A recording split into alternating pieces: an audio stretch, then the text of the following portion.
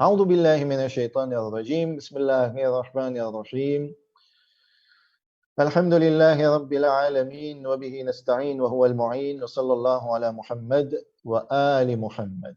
Introduction aux sciences du hadith, علوم الحديث, cours numéro 2. Alors, je rappelle le plan général de la présentation. Donc, on a une introduction dans ces cours. Ensuite, le premier point étudier l'autorité de la sunna, hujjat al-sunnah. 2, les principaux livres de référence des hadiths. Pourquoi est-il nécessaire d'authentifier le hadith?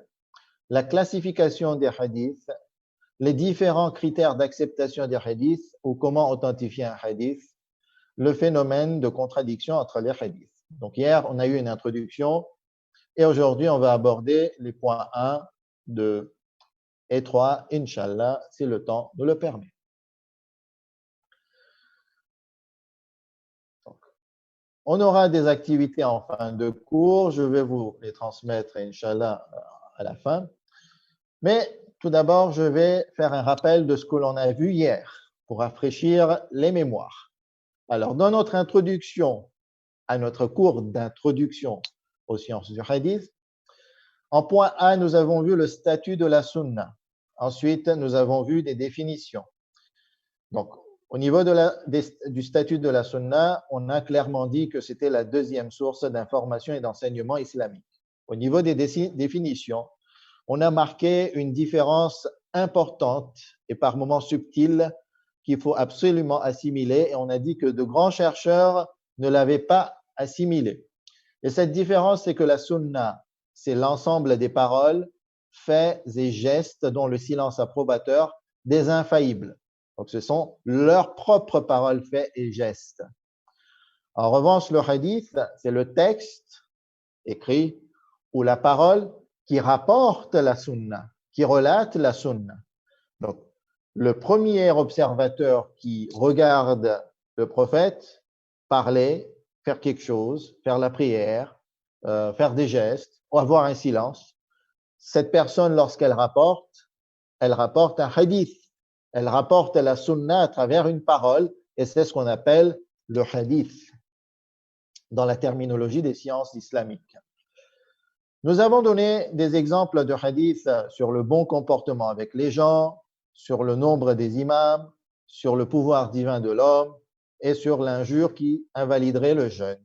On a soulevé des questions, on a exposé les textes de hadith, on a montré justement comment est exposé le texte du hadith entre la chaîne de transmission et le texte principal. Et enfin, en avant-dernier point, le contenu des sciences de hadith et ses différentes branches et ramifications. On a cité un peu moins d'une dizaine de branches dans les sciences du hadith et on a terminé par un hadith sur l'importance de cette science ou de ces sciences. Aujourd'hui, on va commencer avec le premier point, l'autorité de la sunna. On a dit que la sunna était la deuxième source des enseignements islamiques, mais en vérité, cela se base sur ce point, l'autorité de la sunna. Qu'est-ce que vous comprenez par le terme autorité?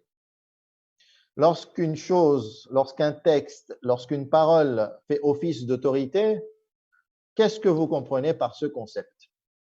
Okay, puisqu'on va parler d'autorité de la sunna. Lorsqu'on parle de l'autorité de la loi, de l'autorité de la constitution, l'autorité du policier. Lorsqu'on parle et qu'on utilise ce terme, c'est que ce terme, ce texte, cette loi a un statut. Le statut qu'on lui donne, c'est qu'on doit se plier et se soumettre à cette chose, à cette parole, à ce texte, à cette loi. Et cette soumission, donc, c'est dû à son autorité. Cela veut dire que si je ne me plie pas, je ne me soumets pas à ce texte, à cette constitution, à cette loi, c'est que je mérite sanction. Okay? Donc, le premier point qui découle de l'autorité d'une chose, c'est que je dois me soumettre, et si je ne me soumets pas, je mérite sanction. Et de l'autre côté, lorsque je me soumets, je respecte cette chose, je respecte cette loi, cette constitution et que je l'applique, c'est que si je l'ai bien appliquée, je ne mérite pas sanction. OK? Donc, ça va dans deux sens. Si je me soumets, je ne mérite pas sanction. Je suis protégé par cette loi, par cette constitution, par cette chose. Donc, un des points de l'autorité, c'est la protection. Et de l'autre côté, c'est la mise en danger. C'est que si je ne me soumets pas ou que je l'enfreins, je mérite sanction. À partir de là, lorsqu'on parle de l'autorité de la sunna, il y a plusieurs types de sunna dans le monde islamique, si on décortique. Tout d'abord, il y a la sunna du prophète Mohammed, sallallahu alayhi wa sallam, qui est le prophète de l'islam et qui a transmis le message divin à l'humanité. Donc, est-ce que sa sunna fait office d'autorité ou pas?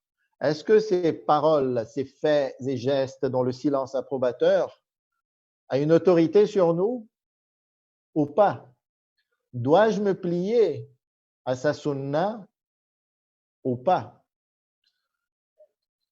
Deuxième point, est-ce que la sunna des 12 imams fait office d'autorité? Dois-je me plier à leur sunna ou pas? Troisième point qu'on verra dans ce chapitre, est-ce que la sunna des compagnons du prophète, Abu Dhar, Salman, Abu Bakr, Omar, Talha, Zubayr, Saad ibn Abi Waqqas, Jabir ibn Abdullah al-Ansari, etc., etc. Est-ce que leur sunna fait office d'autorité sur nous, sur les musulmans ou pas? Trois questions sont posées. Vous avez certes les réponses. Hein?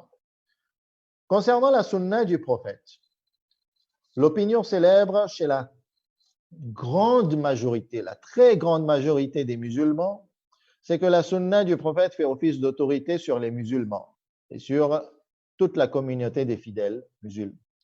En revanche, il y a une petite minorité de musulmans, okay? C'est-à-dire qu'ils ont accepté l'islam, ils ont accepté le message et la prophétie du prophète Mohammed sallallahu alayhi wa sallam. Mais ils ne considèrent pas la sunna du prophète comme faisant office d'autorité. Donc, ces musulmans sont appelés les coranistes, al-Qur'aniyoun. Pour eux, la sunna du prophète ne fait pas office d'autorité. Mais ensuite, il y a plusieurs groupes et groupuscules au courant de pensée chez les coranistes.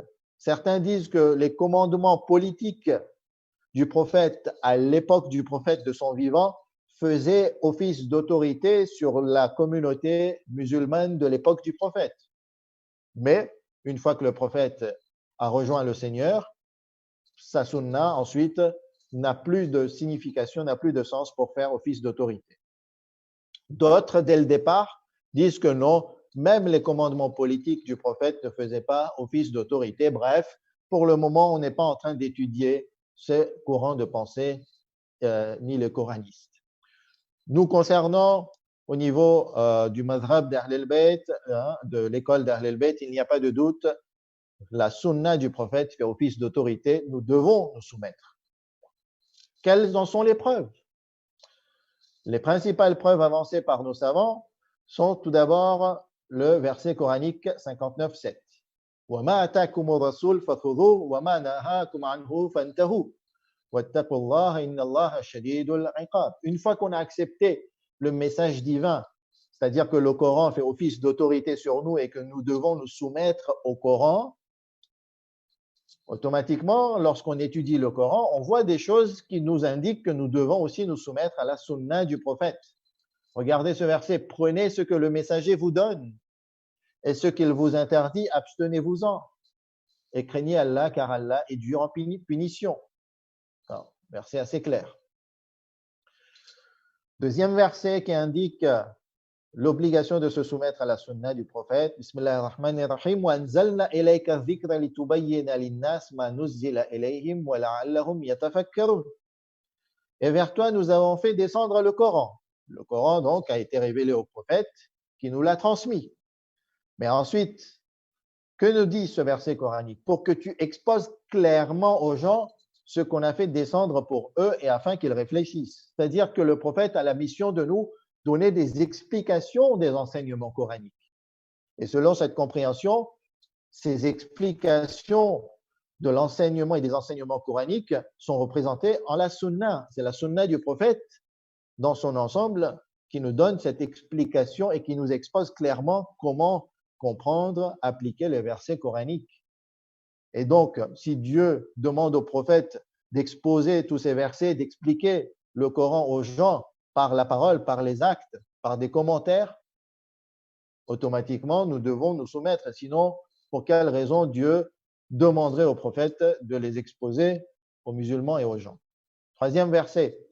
Bismillah ar-Rahman ar-Rahim. Wa ma yantiqu anil hawa in huwa illa wahyun yuha. Et il ne prononce rien sous l'effet de la passion, c'est-à-dire que le prophète, lorsqu'il prononce, lorsqu'il fait quelque chose selon cette compréhension du verset, c'est que ça vient de Dieu. Il est en relation perpétuelle avec Dieu. Il n'y a aucune chose qui vient de sa passion, de sa propre poche, hein, avec notre expression locale. Donc, ce n'est rien d'autre qu'une révélation inspirée. À partir de là, la personnalité du prophète est une personnalité divine. Et nous devons nous soumettre donc à ces enseignements prophétiques qui découlent des enseignements divins. Donc, je vous ai exposé rapidement les principaux versets qui nous indiquaient clairement que nous devons nous soumettre à l'autorité de la sunna du prophète. Venons-en maintenant au point B, l'autorité de la sunna des 12 imams. Okay? Au niveau des musulmans, on peut catégoriser deux principaux groupes. Nous avons tout d'abord les chiites duodécimains qui, eux, considèrent la sunna des 12 imams, c'est-à-dire la parole, les faits, gestes, dont le silence approbateur des 12 imams, et aussi de Sayyida Fatima Zahra, salamullahi alayha. Cette sunna fait office d'autorité, en réalité, ça découle de la sunna du prophète. Parce que la sunna des 12 imams relate et applique inévitablement la sunna du prophète. Il n'y a pas d'indépendance dans les enseignements des imams. Tout nous vient finalement des enseignements prophétiques qui, eux, manifestent les enseignements divins. En revanche, la majorité des musulmans, dans le groupe des sunnites, Ahl-Sunnah wal Jama'a, eux ne considèrent pas la sunna des 12 imams comme faisant office d'autorité. Donc, la sunna des 12 imams ne fait pas office d'autorité, sauf si vraiment certains imams font partie des compagnons des imams et chez certains sunnites, ils considèrent la sunna des compagnons comme faisant office d'autorité. Donc, pour l'imam Ali, l'imam Hassan, l'imam Hussein, alayhi salam, certains pourraient considérer leur sunna comme faisant office d'autorité. Mais globalement, voilà, les sunnites ne considèrent pas qu'il faut se soumettre aux enseignements des 12 imams. Quelle est la preuve qui nous indique que nous devons nous soumettre aux enseignements et à la sunna des 12 imams? Nos savants se basent généralement sur le verset 33-33. Bismillah ar-Rahman ar-Rahim. Innama yuridu Allahu liyudhiba ankum rijsa ahlal bayt wa yutahhirakum tathira. Allah ne veut que vous débarrasser de toute souillure et impureté aux gens de la maison du prophète, Ahl al-Bayt, et vous purifier pleinement. Il y a des détails exégétiques très longs, très denses et larges concernant ce verset. Mon but n'est pas d'exposer tous ces détails, ces divergences. Mon but ici, c'est de les citer rapidement et de passer au fur et à mesure vers la suite, parce que nous étudions ici les sciences du hadith et non l'exégèse pour le moment. La question qui se pose, généralement, traditionnellement, c'est que dans les gens de la maison, les femmes du prophète en font partie. Pourquoi vous limitez les personnes que Dieu a débarrassées d'impureté, de souillure, et finalement qui a donné l'infaillibilité aux 12 imams seulement? Pourquoi vous dites qu'il n'y a que les 12 imams ou que les ashabul kisa et qu'il n'y a pas les femmes? Réponse, dans les ahadiths, on trouve plusieurs ahadiths qui nous indiquent qui sont les Ahl al-Bayt ici cités dans le verset, dont ce riwayat et cette tradition rapportée dans Ad-Durr al-Mansour de Sayuti. Rapporté de Salama, lorsque le verset fut révélé chez moi, donc chez Salama, il y avait 7 individus, Gabriel, Mikaël, les 2 anges, Ali, Fatima, Hassan et Hussein, et moi j'étais à la porte en tant qu'épouse du prophète, j'étais chez moi à la porte. Je dis, ô messager d'Allah, ne fais-je pas partie des Ahl al-Bayt? Donc, vous voyez, même Salama dit que je dois faire partie des Ahl al-Bayt. Et là, le prophète est clair. Non, ici, les Ahl al-Bayt voulus dans le Coran n'inclut pas les femmes. Tu es une femme vertueuse, tu es bien. Anti ala khayr. Innaki ala khayr, comme on le lit dans le hadith. Mais tu fais partie des épouses du prophète. C'est-à-dire que tu ne fais pas partie des Ahl al-Bayt voulus dans ce verset.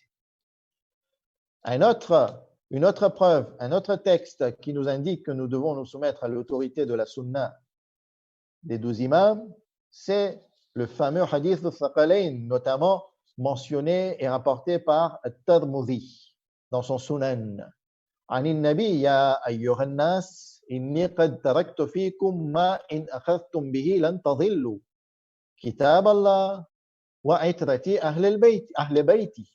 Okay? Rapporté du prophète, ce hadith il est connu, très connu, surtout chez les chiites. Aux gens, je laisse parmi vous ce qui vous empêchera de vous égarer si vous les prenez, le livre d'Allah et ma famille. Donc, les 2 choses de poids en qui Dieu a donné de l'autorité et que nous devons nous soumettre, le Coran et les enseignements d'Ahl al-Bayt. Et donc, le prophète ici en fait partie. Donc, pour nous les chiites, il n'y a pas de doute. La sunna du prophète fait office d'autorité. La sunna des imams fait office d'autorité. Qu'en est-il de la sunna des compagnons du prophète? Encore 2 principales opinions. L'opinion des chiites, la sunna des compagnons ne fait pas office d'autorité. Okay? Donc, il n'y a pas de doute, sauf si c'est rapporté du prophète. C'est-à-dire que ici, on a voulu dire que s'il y a un hadith qui nous rapporte la sunna du prophète et que ce hadith nous vient d'un compagnon du prophète et que nous en sommes sûrs que ce hadith, cette tradition nous rapporte la sunna du prophète, à ce moment-là, c'est le hadith qui fera office d'autorité, qu'on utilisera ce hadith parce qu'il manifeste la sunna du prophète. Mais en tant que compagnon, en tant que parole, fait, geste des compagnons, ça n'a pas plus de valeur qu'une autre personne. Au niveau des sunnites, il y a débat. Selon certains rapports libres qu'on pourrait trouver, je dis selon certains rapports, donc il y a quand même du conditionnel, ce n'est pas sûr. Abu Hanifa, Malik et Ahmad ibn Hanbal, les imams des sunnites, seraient d'opinion, d'avis que la sunna des compagnons fait office d'autorité. En revanche, selon Shafi'i et selon un autre rapport, d'Ahmad ibn Hanbal, la sunna des compagnons ne fait pas office d'autorité. Donc, c'est comme nous, ça n'a pas plus de valeur qu'une autre personne. Donc, en ces 3 points, je vous ai exposé le paysage global chez les musulmans en termes d'acceptation de la sunna du prophète, des imams et des compagnons. Et en résultat, au niveau des chiites, il n'y a pas de doute. La sunna du prophète et celle des imams, donc la sunna des infaillibles, fait office d'autorité sur nous. À partir de là, je répète, nous devons nous soumettre à leur enseignement. Et si nous ne nous soumettons pas, nous méritons sanction. Okay? Par rapport aux preuves que nous avons exposées rapidement. Et si nous nous soumettons à leur enseignement, si nous respectons à ce moment-là et que nous les appliquons convenablement, nous ne méritons pas sanction. On ne peut pas nous donner sanction selon la raison et selon la justice divine. J'aimerais que vous récitiez une salawat à la Muhammad wa ali Muhammad. Allahumma salli ala Muhammad wa ali Muhammad. Si tout est clair, on passe au 2e point et au 2e chapitre de ce cours, les principaux livres de référence des hadiths. Allahumma salli ala Muhammad wa ali Muhammad. Abordons maintenant donc le 2e point, 2e chapitre du cours d'aujourd'hui, les principaux livres de référence des hadiths.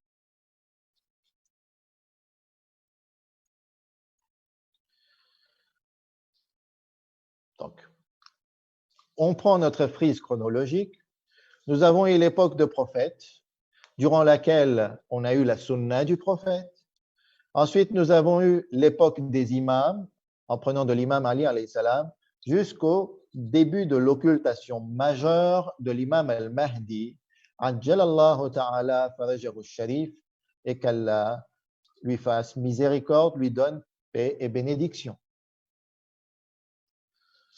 Et durant cette période, nous avons eu la sunna des imams. Donc, au total, nous avons la sunna des infaillibles. À travers les époques, donc, cette sunna a été rapportée par différents compagnons, par différentes personnes. Les paroles ont été rapportées, les faits et gestes. Ensuite, ils ont été notés dans des petits livrets, en manuscrits. Et ces livrets ont été copiés, ont été transmis de génération en génération. L'histoire de la transmission de la sunna à travers les hadiths, que ce soit au niveau des paroles, hadith écrites ou hadith verbal ou hadith écrit. Okay. Cette histoire est très longue, très intéressante à étudier, épineuse parfois. Il y a eu des hauts, des bas. Donc, je n'ai pas envie de vous relater toute cette histoire, parce que cette histoire, normalement, s'étudie en une dizaine, quinzaine, voire vingtaine de cours. Et des fois, ça peut arriver à 80, 100 cours si on étudie cette histoire sous forme de recherche. D'accord ? Et comme je vous ai dit, ça fait partie des branches et des ramifications des sciences du hadith.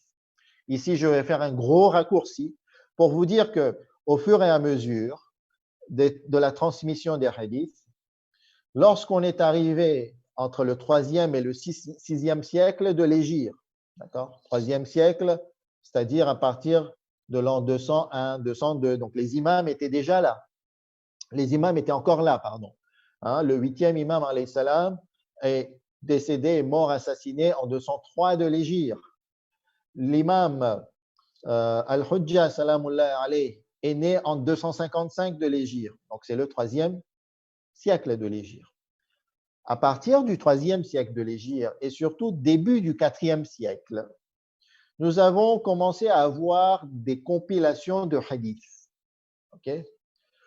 Et la première grande compilation de hadiths est celle de Cheikh Koleini, qui est décédé en 329 de l'Hégire. 329 de l'Hégire, rappelez-vous de cette date, c'est le début de l'occultation majeure de l'imam.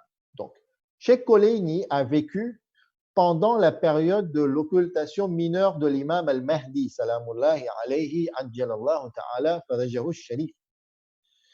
Et donc, Cheikh Koleini a compilé, rassemblé, compilé tous les hadiths qu'il considérait comme venant d'Ahl al-Bayt, et cela à travers les livres et les compagnons des différents imams, et de cette transmission de génération en génération. À partir de là, on a eu la première grande compilation de hadiths, la seconde et la troisième, quatrième, etc.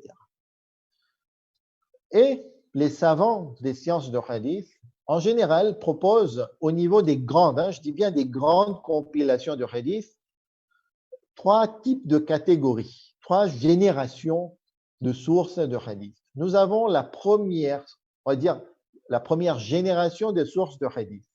Donc, c'est celle qui nous vient du 3e au 6e siècle de l'Hégire, et on a 4 livres de référence qu'on appelle Al-Kutub al-Arba'a, les 4 livres de référence de hadith.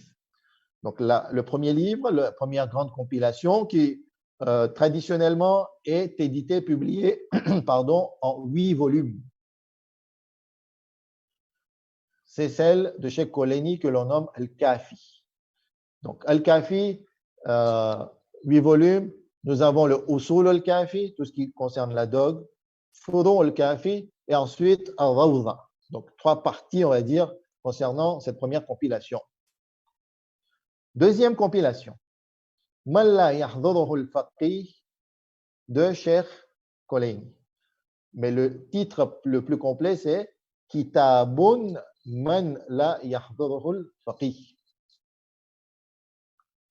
Troisième grande compilation, elle nous vient de Cheikh Toussi. Donc, Cheikh Sadouk, vous avez vu qu'il est décédé en 381 de l'Hégire. Il a vécu après Cheikh Koleini. Cheikh Toussi, lui, est décédé en 460 de l'Hégire et lui, il nous a laissé deux grandes compilations de hadiths, considérées donc parmi les premières générations de ces compilations, de ces sources. C'est Tahdhibul Ahkam et Al-Istibsar fi Makhtulifa min al-Akhbar et qu'on réduit comme Al-Istibsar. Ces deux compilations de hadiths nous viennent de Cheikh Toussi. Donc, retenez bien ces quatre livres, ce sont les quatre principaux livres de référence en termes de grandes compilations de hadiths. Je dis bien grandes compilations, nous avons des livres, des petits livres qui sont des sources de référence, mais qui n'ont pas cette ampleur. Okay?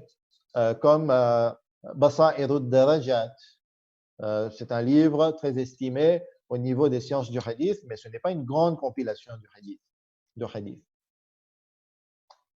Nous avons ensuite les sources de deuxième génération de hadith, les grandes compilations qui, elles, datent entre le 9e et le 12e siècle de l'Hégire.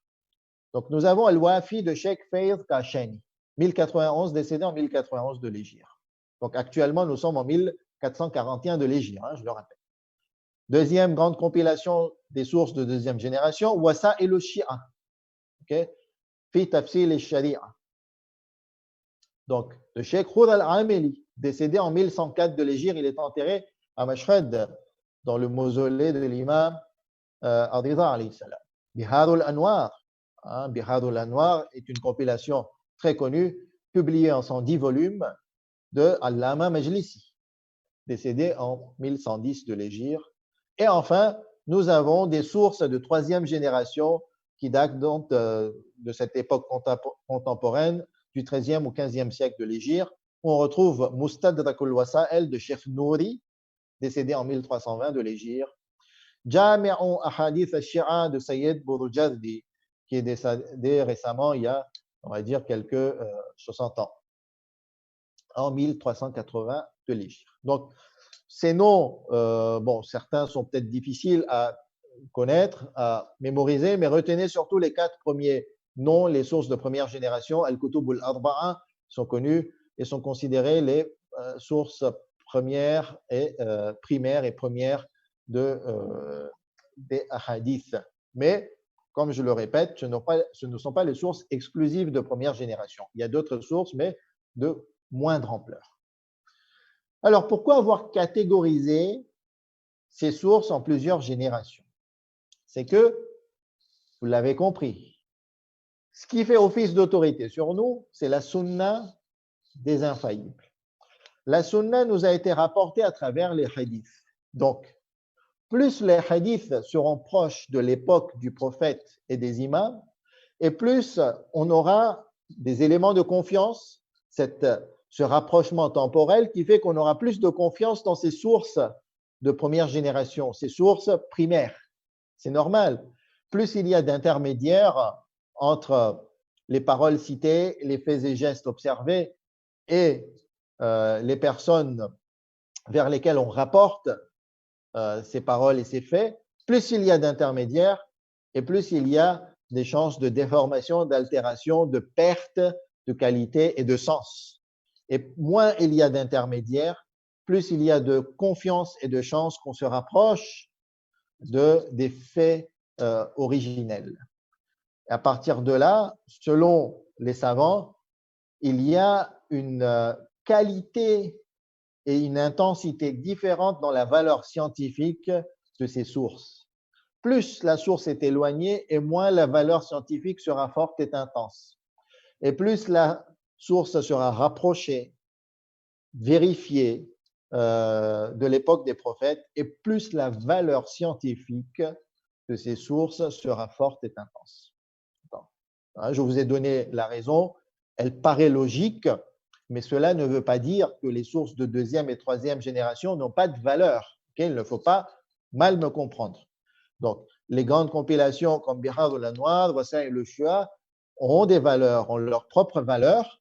Cette valeur de transmissibilité, elle est maintenue, mais de l'autre côté, il y a des inconvénients qui s'étudient en long et en large dans les sciences du hadith Et les inconvénients font que on les classe en source de deuxième génération. Et déjà, l'inconvénient temporel est un inconvénient assez important, ce qui fait que les Kutub al-Arba'a, les 4 livres de référence, ont plus de valeur scientifique. Au niveau des sunnites, on ne va pas s'attarder, mais rapidement, on va citer les principaux livres qui relatent la sunna des hadiths, donc qui contiennent les hadiths du prophète. Le Sahih al-Bukhari, considéré comme un livre authentique chez beaucoup de sunnites, pas tous les sunnites, hein, il ne faut pas confondre, il y a beaucoup de courants de pensée dans les écoles sunnites et tous ne considèrent pas la compilation de Bukhari comme authentique à 100%. Donc, il y a le Sahih al-Bukhari de Muhammad ibn Ismail al-Bukhari, décédé en 256 de l'Hégire. Donc, l'année où est né l'imam, l'année d'après plutôt, Bukhari est décédé. L'imam al-Mahdi, salamullahi alayhi. Sahih al-Muslim de Muslim al-Nishaburi, décédé en 261 de l'Hégire, est une compilation majeure. D'ailleurs, les 2 compilations majeures chez les sunnites sont al-Bukhari et al-Muslim. Ensuite, on retrouve Sunan ibn Majah de Muhammad ibn Yazid ibn Majah al-Qazwini, décédé en 273 de l'Hégire. Sunan Abi Daoud de Sulaiman ibn al-Ash'af al-Sajistani al-Azdi, décédé en 275 de l'Hégire. Donc, vous voyez qu'ils sont contemporains, ces compilateurs. Sunan al-Tirmidhi ou al-Tarmudhi, il y a 2 façons de prononcer son nom, de Isa, Muhammad ibn Isa ibn Sodra, décédé en 279 de l'Hégire. Sunan al-Nisa'i, donc dernière compilation parmi les 6 principaux livres, Sunan al-Nisa'i de Abdurrahman Ahmad ibn Shu'aib, décédé en 303 de l'Hégire.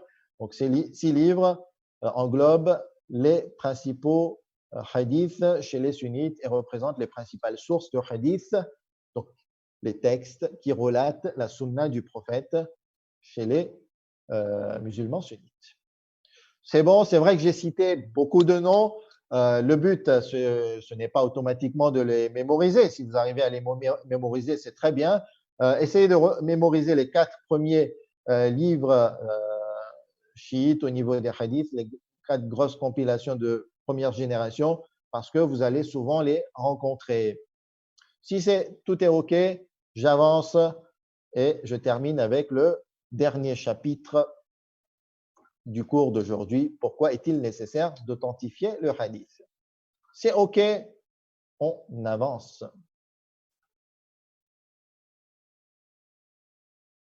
Alors, la question, je pense qu'elle est claire. Pourquoi est-il nécessaire d'authentifier le hadith? À partir du moment où la sunna, parole, fait, désolé, je suis redondant et répétitif, je répète beaucoup, mais ça va s'ancrer dans votre esprit. Sunna, parole, fait, geste, qui englobe le silence approbateur des infaillibles, après avoir vu que ça fait office d'autorité, que nous devons nous soumettre, on comprend quelque part la nécessité de s'assurer que le hadith relate bien cette sunna. Parce qu'en soi, le hadith n'est qu'un texte qui nous vient de personnes qui ne sont pas infaillibles. Hein, ça nous vient de personnes, de transmetteurs de génération en génération, et c'est ce texte qui nous relate la sunna. Donc, nous devons nous assurer que cette sunna relate bien, que ce hadith, pardon, que ce texte, que ce hadith relate de façon fidèle la sunna. Donc, vous avez compris l'importance de la question. Pourquoi est-il nécessaire d'authentifier le hadith? Et c'est là que je vais démontrer ce que je viens de dire par des prémices.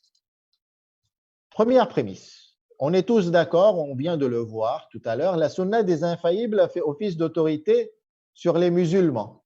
Okay? Alors, concernant les musulmans sunnites, les infaillibles, ce n'est que le prophète. Concernant les musulmans de l'école d'Ahl al-Bayt, les infaillibles, c'est le prophète et les autres infaillibles, les 12 imams et Sayyida Fatima az-Zahra. Donc, on est d'accord dessus.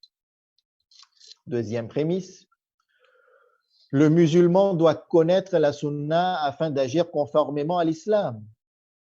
Cette prémisse découle de la première.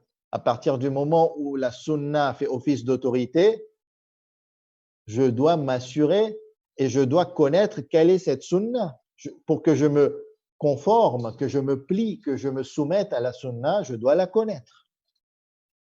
Pour connaître la sunna, je ne vis pas à l'époque des infaillibles, donc je dois absolument me référer aux textes qui ont rapporté cette sunna, aux textes qui me relatent cette sunna.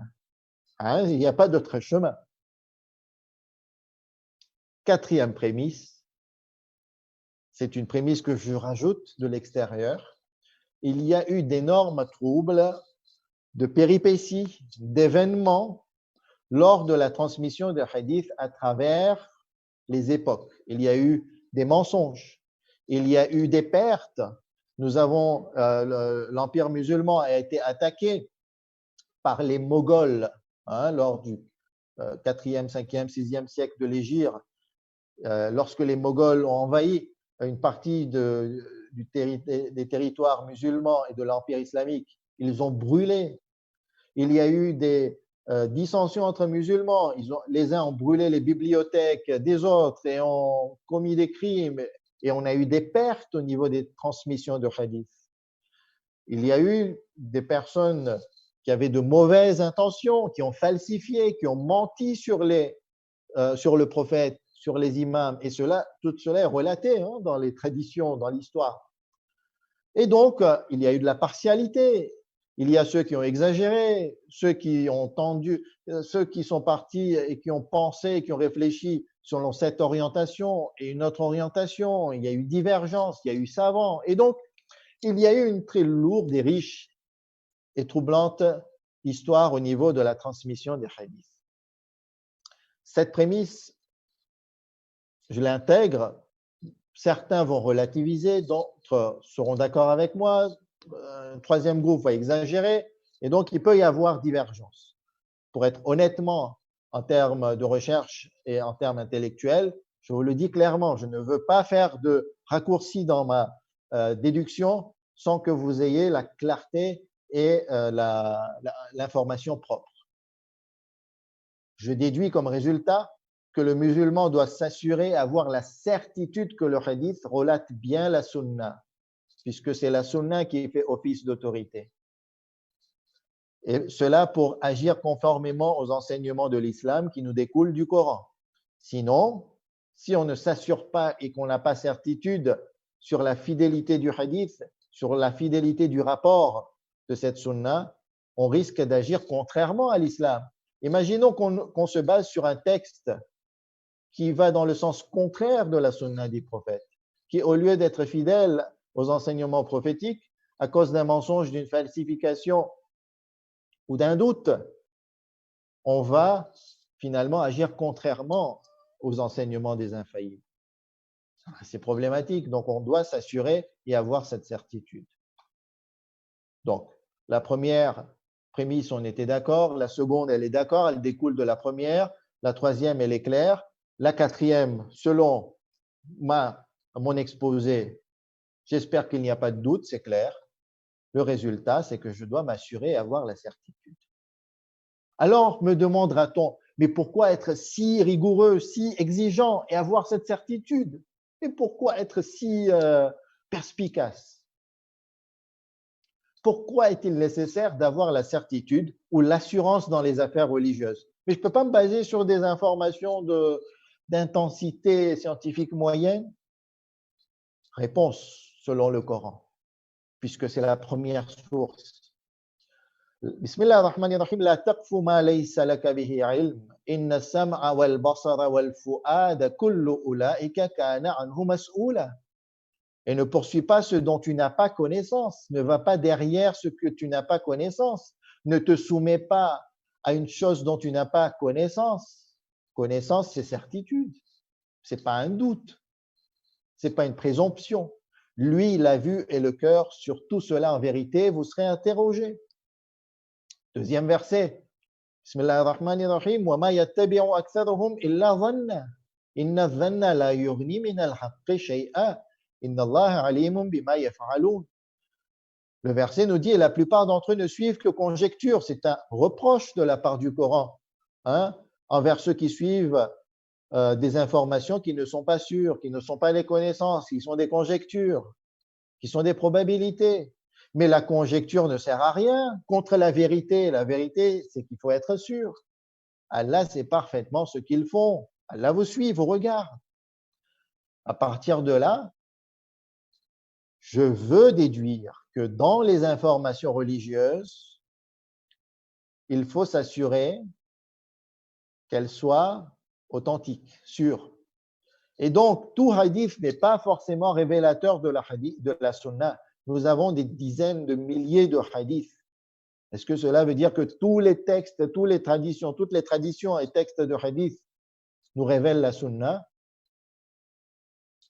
Pas sûr. Au contraire, nous avons des preuves qu'il y a eu mensonge et nous avons des exemples de hadith mensongers. De l'autre côté, ce que je retiens, c'est que nous devons nous assurer que le hadith relate bien la sunna et fait office d'autorité. Et c'est là qu'on rentre en profondeur dans les sciences du hadith et dans l'étude des critères d'acceptabilité du hadith. Quels sont ces critères qui font qu'un hadith sera acceptable ou pas? Et c'est des sciences très profondes qui ont été développées donc à travers les sciences du hadith et qui s'étudient en profondeur. Bien entendu, dans nos prochains cours, nous allons voir certains détails. Je retire comme résultat que quand on ne sait pas, on peut faire face à un hadith, je n'ai pas d'outils pour authentifier. Quand je ne sais pas et que je n'ai aucune certitude que ce hadith nous relate la sunna, ai-je le droit de dire que le prophète a dit, l'imam a dit? Moi, je ne l'ai pas vu dire, je ne l'ai pas entendu dire. Je n'ai pas fait d'études pour authentifier et m'assurer de la qualité du hadith. Alors, de quel droit je dirais qu'il a dit, il a fait ceci, il n'a pas fait cela? Donc, lorsqu'on ne sait pas, l'humilité, c'est la meilleure des choses. On utilise le principe de précaution. Soit je dis, je ne sais pas. Et lorsqu'on veut relater un hadith, je dis que l'auteur, un tel, a relaté le hadith dans son livre, dans Biharul Anwar. Allama Majlisi a relaté ce hadith. Il a été relaté. Cette expression me permet d'être clair. Je dis qu'il a été relaté. J'utilise d'autres expressions comme selon un tel, l'imam a dit. Le fait de dire selon un tel, je suis sincère envers moi-même. Je me dégage de cette responsabilité d'authentification et de cette assurance, de cette certitude, tout en donnant un crédit à la parole que je rapporte. Donc, selon Cheikh Koleini, l'imam a dit ou il a fait. D'ailleurs, certains savants chiites et même non chiites nous disent qu'il est interdit d'affirmer sans savoir, selon ce précepte coranique, et sans preuve. Il est donc interdit d'associer avec vigueur et certitude une parole ou un fait et un geste infaillible sans savoir ou sans preuve. C'est-à-dire que je n'ai pas le droit de dire que l'imam a dit tac, tac, tac, tac, tac, tac. L'imam a fait ceci et cela. Tant que je n'ai pas de preuves pour m'assurer, tant que je n'ai pas d'éléments de certitude, je dois utiliser les principes de précaution qui est de dire je ne sais pas, moi je rapporte de ce savant, je dis qu'il a relaté, il a dit ceci et cela dans son livre. Donc, un des enseignements pratiques que je retire, c'est que dans les réseaux sociaux, lorsqu'on fait part de hadith, citons la source. Ça nous dédouanera de notre responsabilité envers Dieu, ça nous montrera que nous sommes honnêtes en termes intellectuels et que nous sommes honnêtes envers nous-mêmes. Si je ne suis pas chercheur, authentificateur de hadith, chercheur au niveau de la qualité scientifique des hadiths, alors pourquoi prendre le risque? Il suffit de citer que je rapporte ce hadith de cette source et à ce moment-là, j'aurai fait un acte qui sera, à mon avis, noble. Donc, faisons attention lorsqu'on rapporte les hadiths, surtout dans les réseaux sociaux où souvent ça va dans tous les sens. Wa sallallahu ala Muhammad wa ali Muhammad.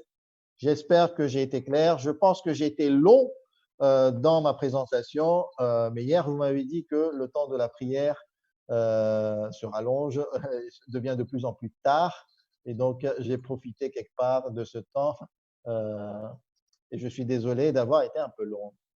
Alors, avez-vous des questions? Est-ce que c'est clair jusqu'à maintenant? Demain, Inch'Allah, on avancera dans le troisième cours concernant cette introduction sur les sciences des hadiths. Alors, vous avez plusieurs questions? Oui, j'active votre micro. C'est fait. Le micro est activé. Salam alaikum. Wa alaykoum assalam wa rahmatullah. Bah, merci pour votre cours tout d'abord. Je pense que tout le monde a apprécié. C'était magnifique. Par contre, j'aurais deux, trois questions. Alors, la première concernant le silence approbateur. Donc, quand vous parlez de silence approbateur, cela veut-il dire qu'il existe des silences désapprobateurs? Et si oui, comment les distinguer? La deuxième question, c'est concernant les sources de hadith. Donc, en particulier les hadiths de deuxième et troisième génération. Par quelle manière, ou plutôt de quelle manière, ont-ils été rapportés, ou bien même peuvent-ils être rapportés, je veux dire, au XIIIe et XVe siècle? Donc, d'où proviennent ces sources? Et enfin, la dernière question, je l'ai écrite dans dans le dialogue au début, c'est concernant la lapidation. Je voulais savoir d'où euh, d'où provient la source coranique et est-ce qu'il y en a une, du moins? Voilà. Alors, Merci, cher. Arsène, merci beaucoup pour cette écoute et pour ces questions. Alors, je vais commencer par la troisième, d'accord, parce qu'elle était finalement liée au début du cours et aux exercices. Au niveau, donc, je vais lire aussi ta question. Comment la question de la lapidation, nous avons vu que c'est un concept qui nous provient des hadiths. Comment justifier cet acte sans avoir de verset coranique pour l'appuyer? Alors, première chose, dans le Coran, il n'y a pas donc ce jugement, cette sanction et cette peine de lapider. D'accord? Vous pouvez lire le Coran en long et en large, vous ne trouverez pas. En revanche, il y a d'autres sanctions concernant l'adultère, comme les coups de fouet. Le concept de la lapidation nous vient des hadiths et des traditions. Globalement, si vous voulez, classique, de façon classique et traditionnelle, cette lapidation est considérée comme juste et présente dans les lois islamiques. En revanche, récemment, dans les 20-30 dernières années, il y a beaucoup de débats, ok, sur la qualité des hadiths, puisque, étant donné que la sanction est une sanction quand même très importante, c'est la mort, et une sanction qui est vue comme très brutale et violente. Donc, ça a un impact aussi très fort sur l'islam et contre l'islam.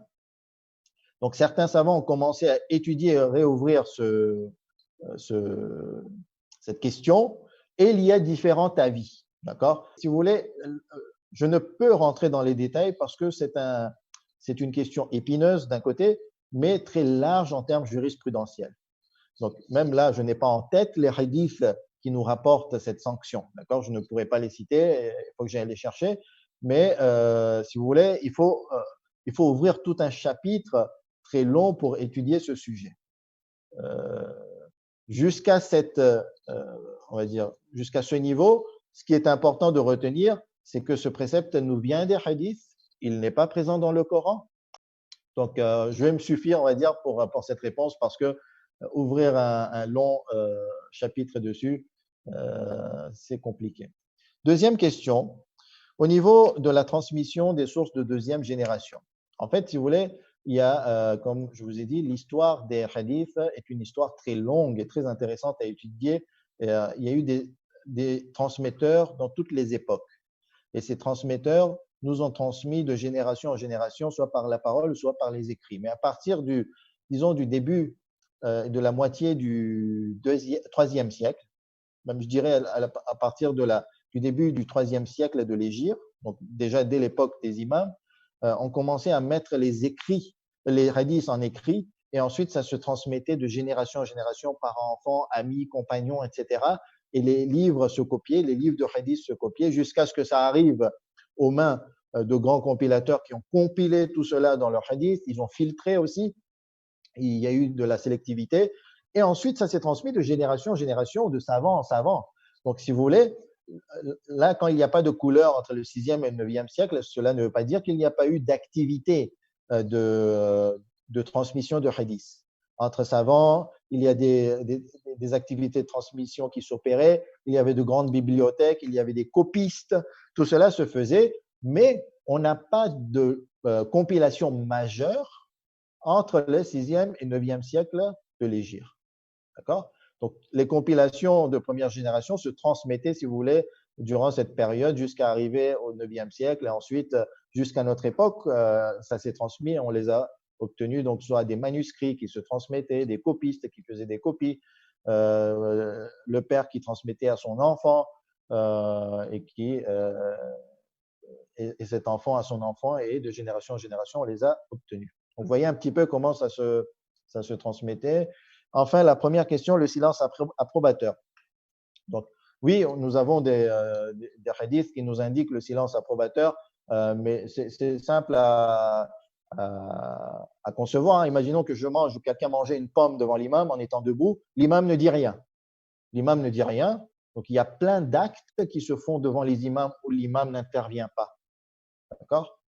À partir de là, si cet acte aurait été interdit au niveau religieux, l'imam, en tant que garant de la religion et des préceptes de la religion, normalement, doit intervenir pour dire que, écoute, tu n'as pas le droit de manger une pomme en étant debout.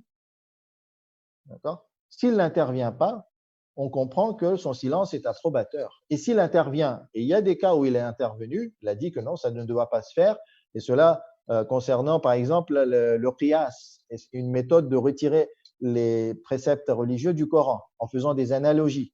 L'imam a intervenu avec force, et tous les imams, beaucoup d'imams ont intervenu avec force en disant que cette méthodologie n'est pas bonne pour retirer et déduire des préceptes islamiques du Coran. Et donc là, ils ne se sont pas tus, ils ont intervenu, ils nous ont dit que ça ne doit pas se passer ainsi.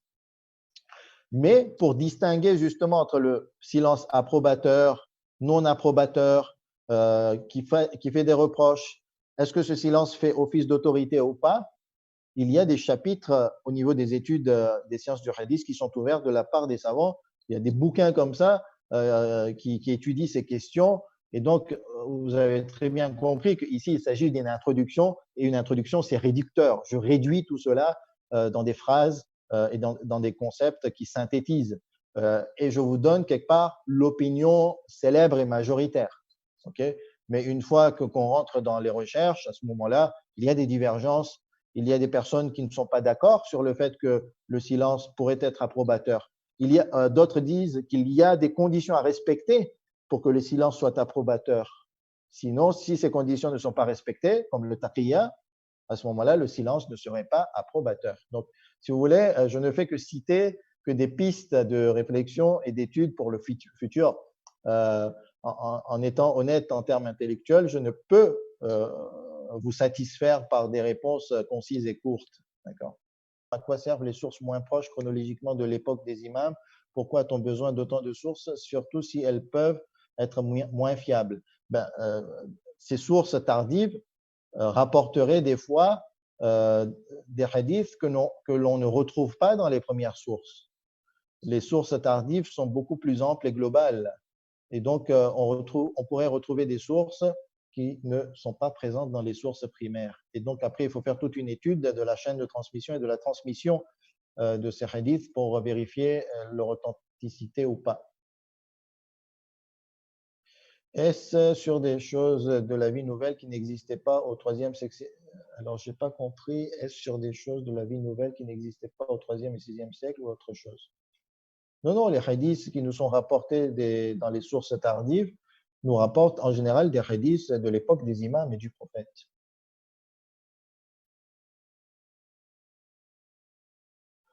Mais en fait, à travers les époques, des fois, vous savez, il y a eu des pertes du 3e et 6e siècle. C'est fort possible qu'on retrouve des différentes sources au 8e, 9e siècle et que les compilateurs de première génération n'avaient pas pu mettre la main sur ces sources.